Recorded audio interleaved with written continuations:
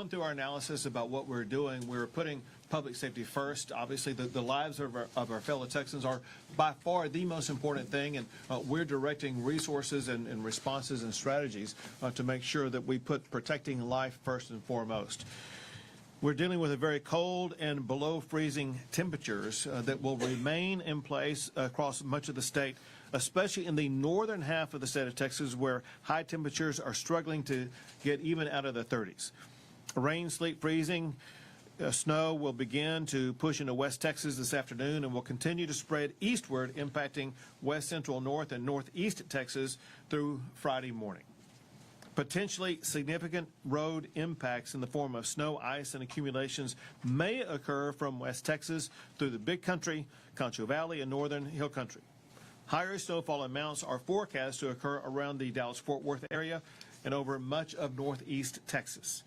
In addition to the wintry precipitation, central, southeast, and south Texas may get some rain, which may lead to flash flooding in certain coastal communities. Importantly for the safety of our fellow Texans are warming centers.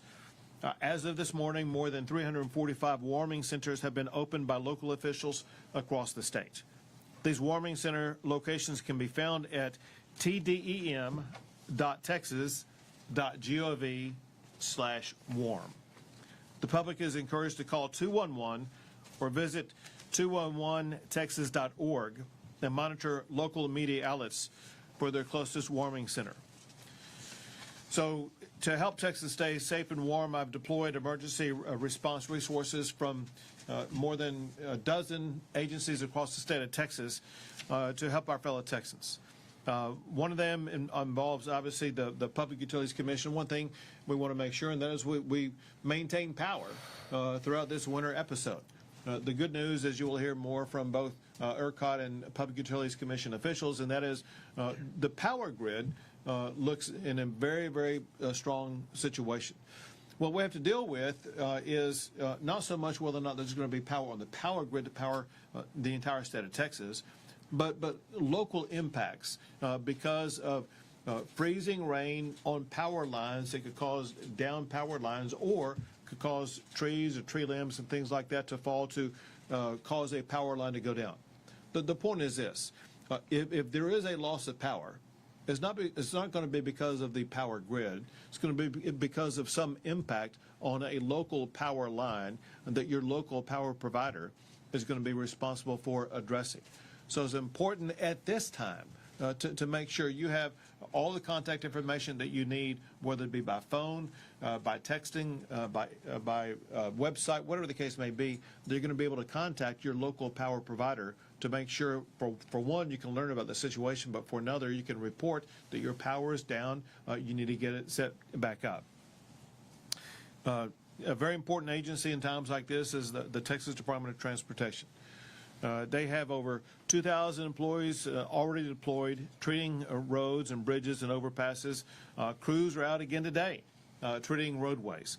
We want to make sure that we're doing everything possible to make our roadways as safe as possible. And I cannot emphasize enough to my fellow Texans, listen, we're not used to driving on ice and snow.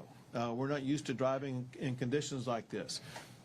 Be careful, be cautious, make sure that you're protecting your own life. If you do get out on the road, drive safely. If you don't need to be out on the road, if you're one of the parts of the state that's going to have icy roads, stay home for the next day or so, or do so in ways that you're not going to be driving in dangerous conditions.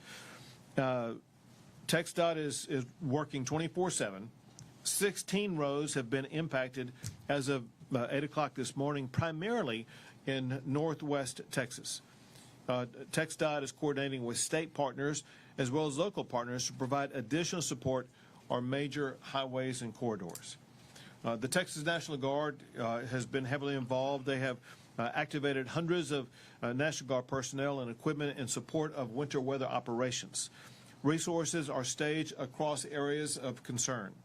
Responders are stocked with water, ready-to-eat meals and blankets, and are prepared to transport stranded motorists to nearby warming stations. We also have the Texas A&M Forest Service actively involved. They're providing saw crews, motor graders, and personnel to assist with clearing ice and snow.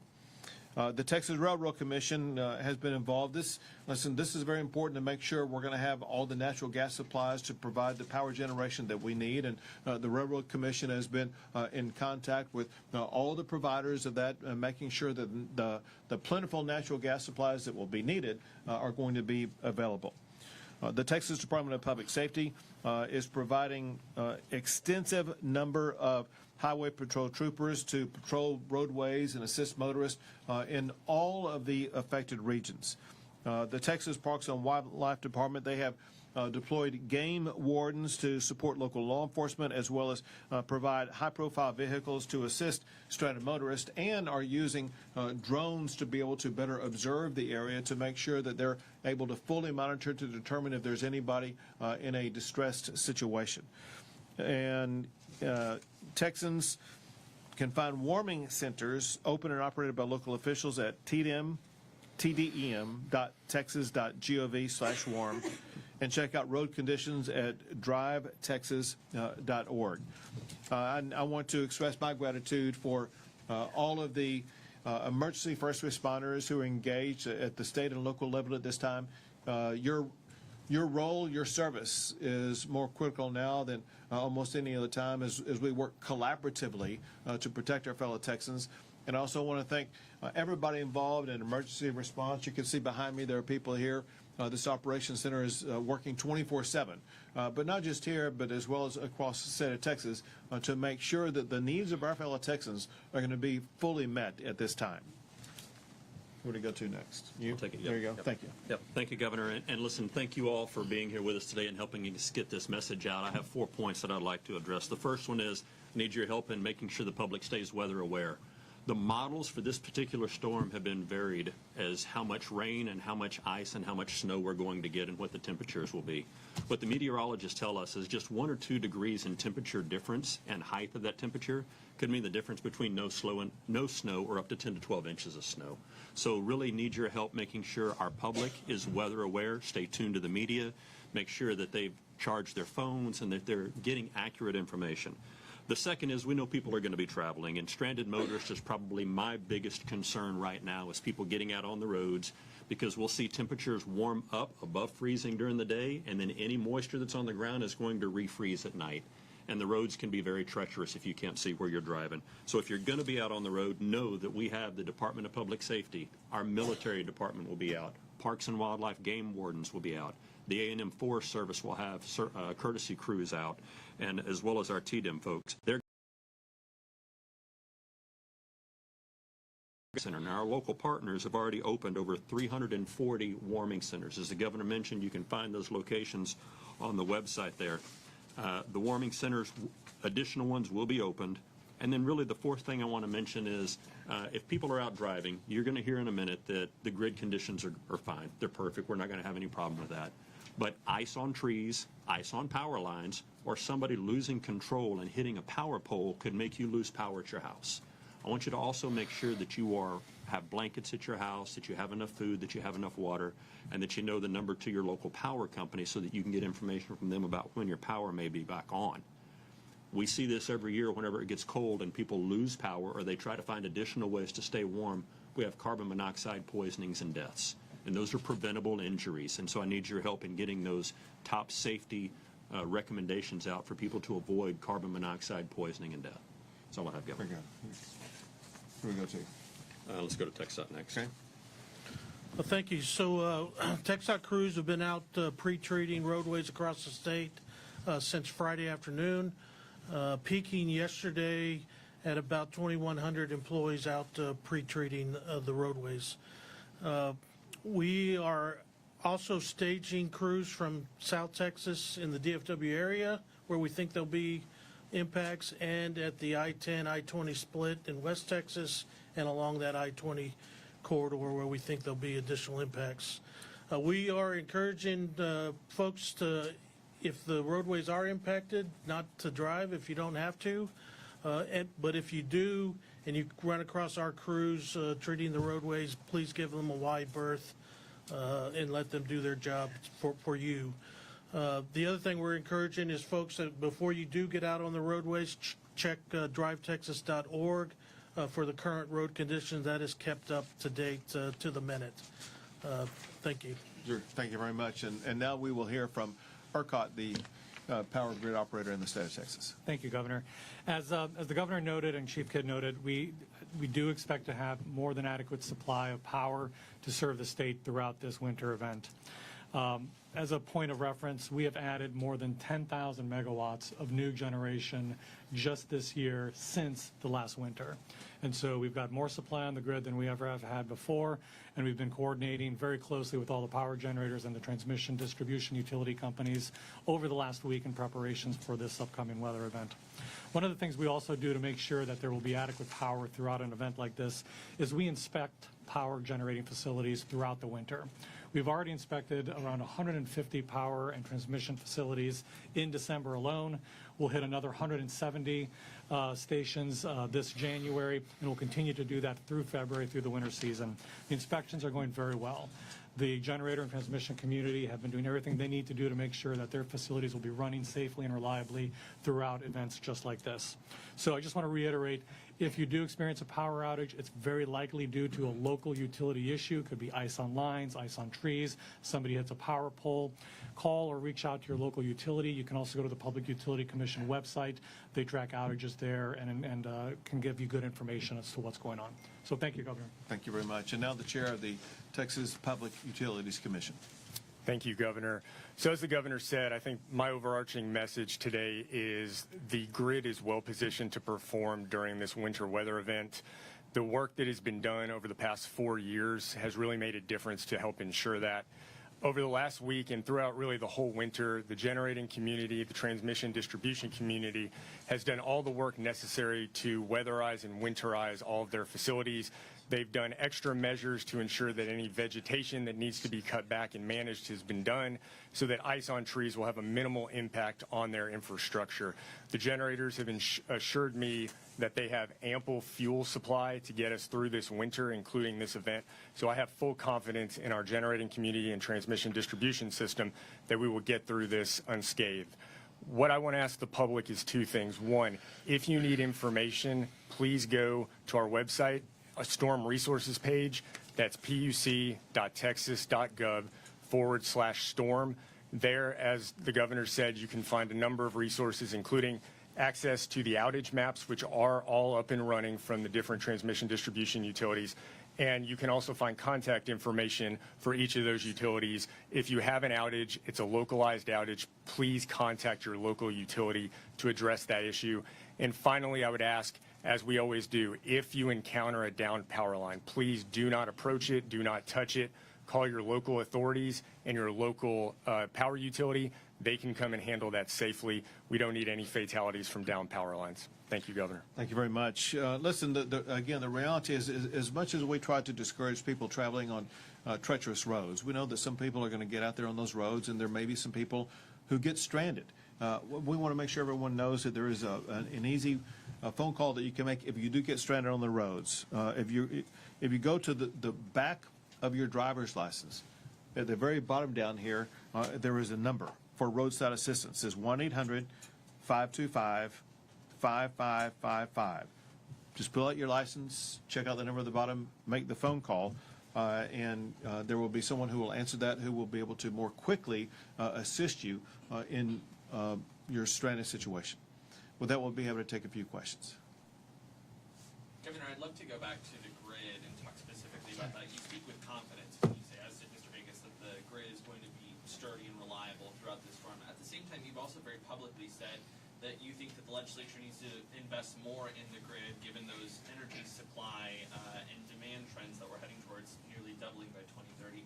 Just kind of walk me through, how do you reconcile those two ideas, that we are going to be okay just this week alone, but that we have so much work ahead Sure. of us? So first, where we are today, and that is because of almost 20 laws that I've signed, the power grid is much more reliable and resilient than there's ever been in the history of the state of Texas. As Pablo indicated, listen, we have abundant supply that was added to the power grid over the course of the past year. If you look at the ERCOT site, you can see that there's going to be abundant available supply over what the demand is going to be. And so when you take that into consideration, as well as part of the laws that I signed, ensure that the power generators, the transmitters, from the wellhead when natural gas comes out of the ground, as well as storage of natural gas, it is far different and far better than it's ever been in the history of the state of Texas. That said, we know these two facts. Last year alone, there were more than 600,000 people who moved to the state of Texas. We have more than 340 economic development projects in our pipeline. We're going to have many more businesses coming to the state of Texas, some of which will be heavy users of power, such as AI data centers. And so for Texas to maintain its national leadership for economic development and for growth, we need to make sure that we continue to add more power to our grid so that the power will stay on for every home and for every business. And that's why, once again, when we go into this next session, we'll be asking for more money to generate more dispatchable power in the state of Texas. Yep, Governor, we've been here a lot, it seems like over the years with winter storm issues. Do we have more snow plows and de-icing equipment? Have we added to our fleets over these last few years? Seem like, again, we're here, it seems like every winter at this point. Sure. Well, that's what winter's all about. But as far as the amount and availability of things like snowplows, et cetera, I think I should leave that to TxDOT to answer. We absolutely do, and we've learned a lot over the past 15, 20 years on how better to treat roadways in these conditions. So we do have more plows, we have more equipment, we have them staged across the state more strategically, and they're all staged and ready to go for this event. Governor, what scares more to the authorities, like in general with this winter weather? So I missed the first part of the question. What scares to the authorities, like with this in general weather time? All right, so the way that every agency in the state of Texas is prepared, as well as the way that local governments are getting prepared, it looks like we're ready to go to make sure that everyone's going to have access to every tool and resource that's going to be needed to be able to make it through this. Remember, this is not going to be a long event. It will begin mostly tonight and last mostly through Friday. And so this is going to be something that, hopefully will just be a couple of days long, and the needs of most Texans are going to be easily met. Is there any impact on the travel to the game up in Dallas? It's like, what impact, have you had a conversation with the college football people about what's to come? So I've had conversations with multiple people about it, including in the briefing that we just had before coming into here, knowing that you would ask the question about UT football. But listen, and I was assured, as I have been by other sources, and that is there should be no hindrance to people being able to attend the game. Obviously, with potential snow or icing conditions in the DFW area, on I-35, on I-20, on all the different interstates or roadways that lead to the Dallas-Fort Worth area, is incredibly important that everybody drive extra safe. If you're very cautious and slow and methodical in your driving, everything's going to be just fine. Do you have strategically placed resources in the Dallas-Fort Worth area, since that seems to be kind of where some of this Yep. forces can be? Absolutely. We talked about exactly that, and I got the answer from TxDOT. I'll be happy to have them share it with you. Great. Yeah, so we're moving crews from South Texas that aren't impacted by this up to the DFW area mainly because we think that's going to be where most people are impacted from this storm. But that'll handle the game traffic also. Dallas Morning News here, so I'm just looking for the specifics. So I appreciate that. Yeah, anything you guys can tell us about how you're shoring up the local resources? Yeah, so it's really moving those crews. So we have additional crews that are going to be ready to go to treat hot spots. We do believe that the pre-treating is going to work. But if there is some accumulation, that pre-treating also helps us get the ice removed from the roadways easier. So we're fully prepared for this event, and again, those resources from South Texas are going to really help us in the DFW area. Can you talk a little bit about that pre-treating? I think Monday evening, I-35 in downtown Austin was being treated. Can you talk a little bit about Yeah, so we, in advance of these storms, we believe that pre-treating with a brine liquid, which is a mix of water and salt, really helps us manage the ice accumulation. So one, it helps from ice accumulating, and then two, if ice does accumulate, it keeps that ice from bonding with the pavement, so it's easier to get off. We've pre-treated all of what we call Tier 1, Tier 2, and Tier 3 roadways in these impacted areas. We will be prepared to treat hot spots as they come up during the event, but we've found that the pre-treating really proves successful in these type of events. One more question, folks. I want to add something real Go quick. ahead. So, and I appreciate both of y'all's questions. Listen, there's 3 key factors in how this is going to play out. The first is the weather. None of us can control how that's going to happen. And as I mentioned earlier, the meteorologists from the National Weather Service are saying 1 to 2 degree in temperature change at different elevations can mean the difference between a little bit of moisture and a whole lot of moisture on the ground. We cannot control that.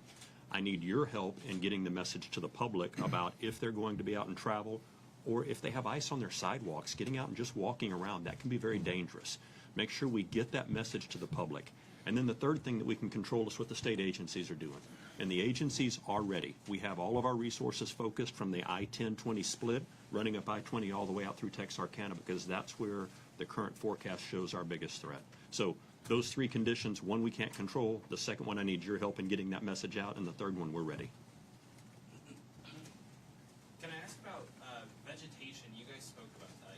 Right. A couple of years ago, we were right in this room when Austin had that huge ice storm, and it was all essentially because of tree limbs that had fallen on those power lines. Talk to me a little bit about the changes that have been made statewide as far as making sure our vegetation stays in good shape to make sure that that doesn't happen again. So what happened in prior events, whether it be the winter storm in Austin and the surrounding area, or what happened in the aftermath of Hurricane Beryl over in the Center Point service area, completely unacceptable. Because of those situations where people lost power, because of the failure of local power companies to remove that vegetation, we've ensured, well, let's say, put it this way, we put extraordinary pressure on all of these power providers to make sure that they remove the vegetation that could cause power lines to come down. Encore, which is responsible for a lot of the North Texas area that will be mostly impacted by this winter storm, has been very aggressive over the past week or two in advance of this storm to make sure they are redoubling their efforts to remove vegetation in the area to minimize the cause of down power lines, which often comes from that vegetation. But this is something that we are currently in an ongoing way putting pressure on all of these local power providers, because what happened at Hurricane Beryl, completely unacceptable. What happened in Austin, completely unacceptable. And because they've been held accountable for those failures, they are now better prepared than they have been for vegetation causes of down power lines. Great, thank you, everyone. I don't know. I'll be working 24/7 on this. We'll see.